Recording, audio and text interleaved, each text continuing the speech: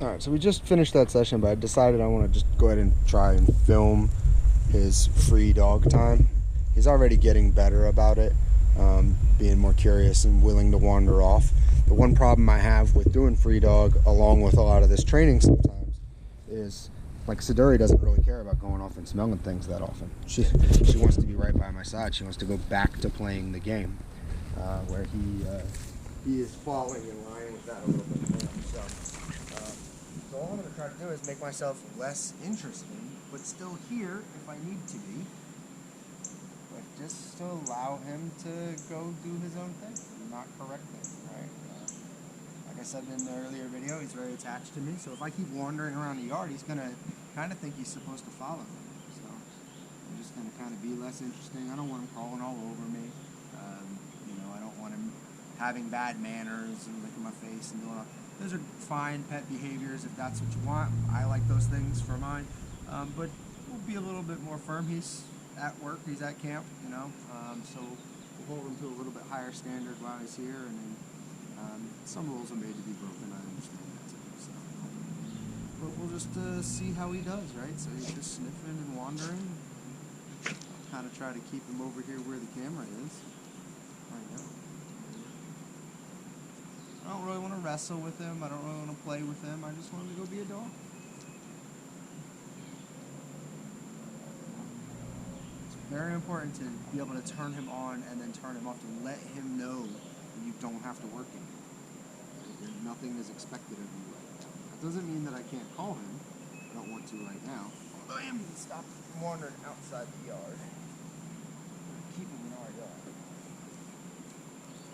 A little nudge back this way. Right.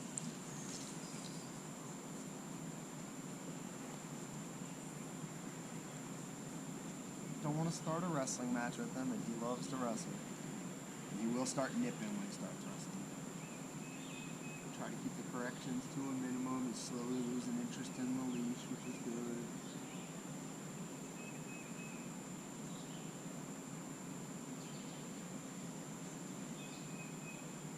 Only being day 2, I'm very happy with where he's at.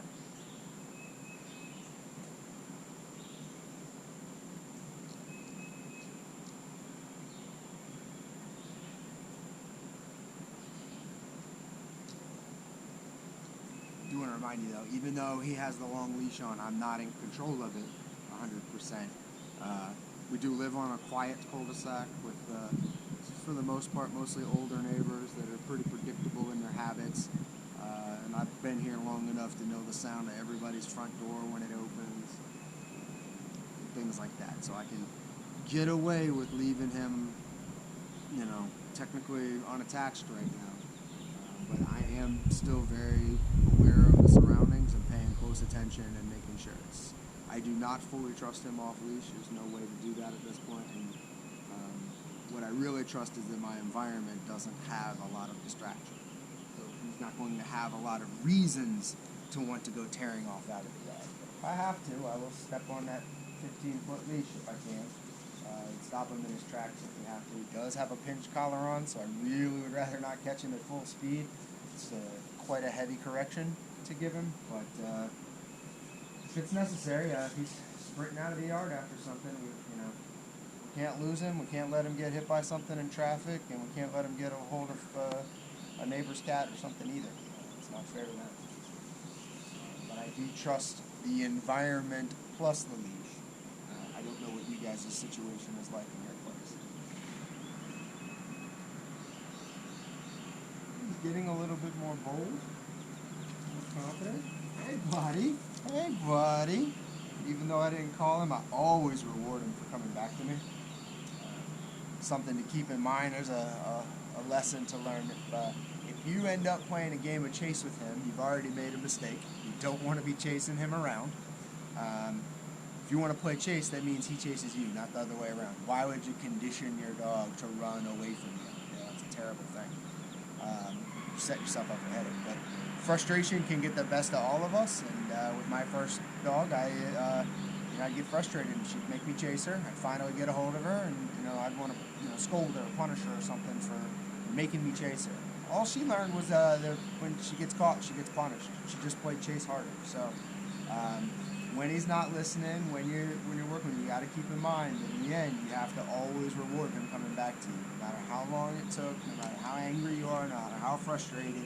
You've got to have control of yourself and your emotions. That when you do get him back, you got to love on him, and you have to always, because you want him to associate coming back to you is always a good thing.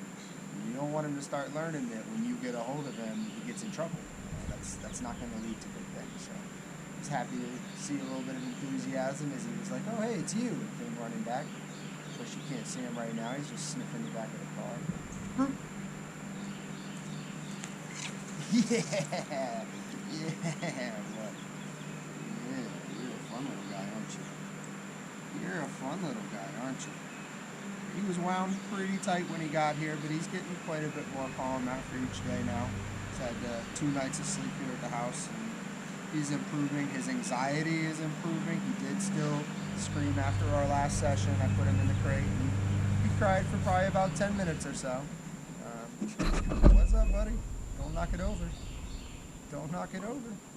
He cried for about 10 minutes and he gave up, so it's getting better. Hopefully we'll break the majority of that, although I would expect, even if he goes days without crying here before we transfer him, there's a good chance that he'll revert back to that when he gets there in the short term. And just like a crying baby, you've got to know that you already let him out, that he's already been fed, and that he's not hurt, and that there's not a legitimate reason for crying.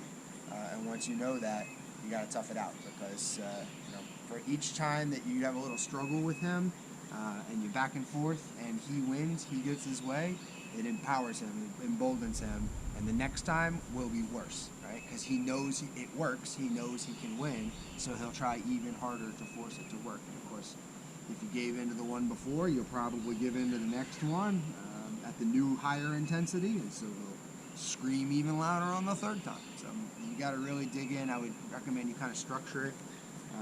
One of the things I have not filmed, but I will film now, well, not now, but before we're all done, is how I work him in and out of his crate sometimes. Well, I don't want to just throw food in there to entice him.